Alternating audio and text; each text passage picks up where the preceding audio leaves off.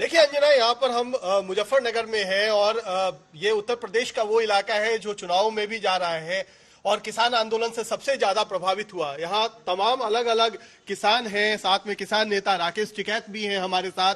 उनसे हम सीधे पहली प्रतिक्रिया लेते हैं जो बजट में कृषि सेक्टर को मिला है। क्या आपको लगता है कि वो से आप संतुष्ट हैं? क्या जो 2.73 लाख करोड़ कहा गया कि डायरेक्ट ट्रांसफर हो, नहीं, किस चीज में ट्रांसफर करेंगे? वो डायरेक्ट कर्जे में करेंगे, फसल के रेट में करेंगे, कहीं में करेंगे ट्रांसफर? वो उसी में ही ऑर्गेनिक पे जितना देंगे वो भी उसी में ही दिखाएंगे। जो सोलर पे इंडस्ट्रीज को देने की उन्होंने बात करी वो भी उसी में ही दिखाएंगे। वो कर्जा उसमें शायद दिखाने की कोशिश करेंगे। वो इरिगेशन में जो 4 नदियों का जोड़ने का प्रोग्राम है वो भी उसी में ही दिखाएंगे। हमने तो कहा कि आप एमएसपी पे गारंटी कानून बना दो, वो तो बना नहीं रहे। ये कह रहे हैं कि हम डिजिटल उससे किसान के उसको जोड़ेंगे। हम क्या के जोड़ो? हम तो पिछले 7 साल से कह रहे हैं, जब से प्रधानमंत्री का पायलट प्रोजेक्ट आया डिजिटल इंडिया कैंपेन वाला, हम तो कहा कि जोड़ो उसको। जो किसान एक साल में अपना भुगतान लेता है गन्ने का या दूसरी फसलों का, उसको जोड़ दो आप उससे। भाई हम 14 दिन में, गन्ना एक्ट में ये है कि 14 दिन में भुगतान होगा। क्यों होगा 14 दिन में भुगतान? डिजिटल इंडिया आ गया ना, तो उससे जोड़ दो हमें को भी। अच्छा, बाकी जो भी किसान हैं यहाँ उनसे भी हम बात करते हैं। क्या आप लोगों की मांगे? क्या आपको गन्ने की कीमत के बारे में बोल रहे हैं, लेकिन अगर सीधे खाते में पैसा आ रहा है तो अच्छा है ना? नहीं तो सीधे खाते में पैसा आना चाहिए ना। जैसे गन्ना हमने डाला उधर किसान के खाते में पैसा आ जाना चाहिए।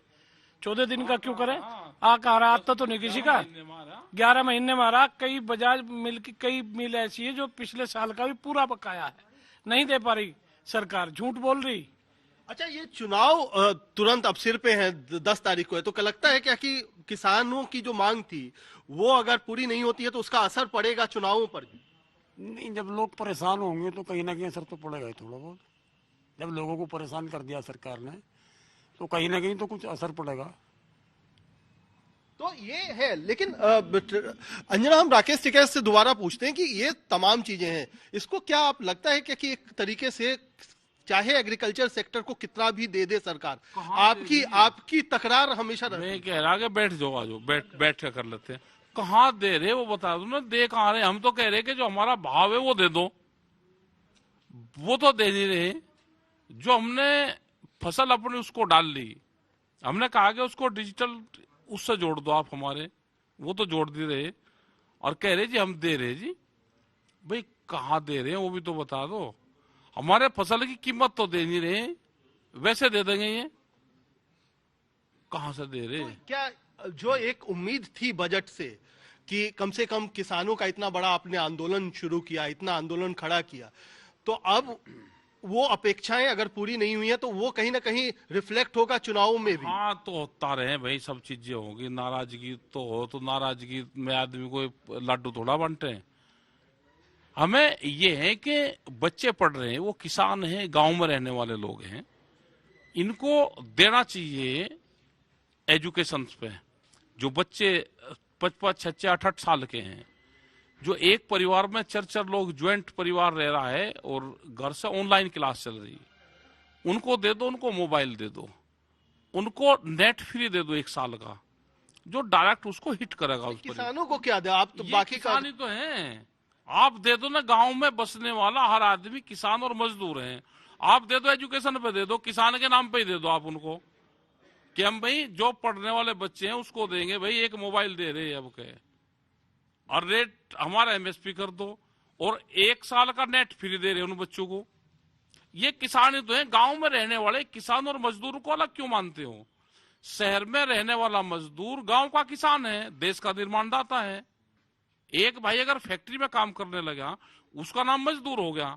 अच्छा, लेकिन गांव में किसान है। निर्मला जी से अगर आज बजट पेश कर रही थी जब वित्त मंत्री, तो आपकी क्या उम्मीद थी? हमारा ये था कि वो एजुकेशन पे कुछ ना कुछ देगी। जो ग्रामीण एजुकेशन है, ग्रामीण हेल्थ है, उससे सब लोग जुड़े हुए हैं।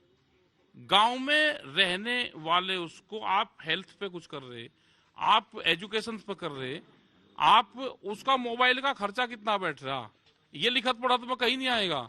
लेकिन अगर 4 बच्चे पढ़ने वाले हैं तो चारों को मोबाइल चाहिए। चलिए कुछ हम युवा किसानों से भी बात करते हैं। आप लोग युवा हैं, खेती करते हैं, वो तो क्या लगता है कि क्या चीजें होनी चाहिए थी जिससे युवा फिर से किसानी की तरफ वापस आए?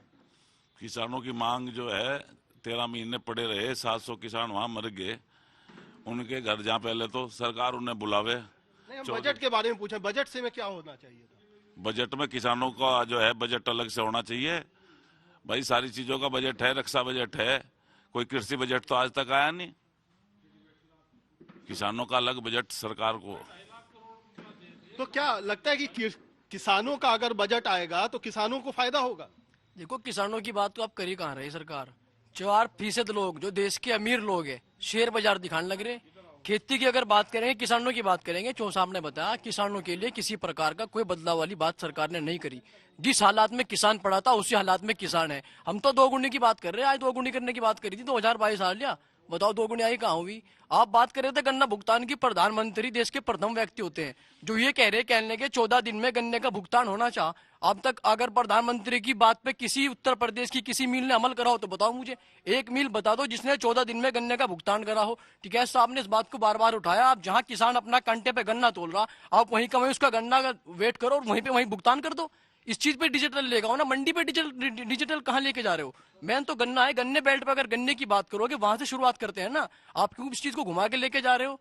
बात 2 गुनी की है, बात C2+50 की है, बात स्वामीनाथन कमेटी रिपोर्ट की है।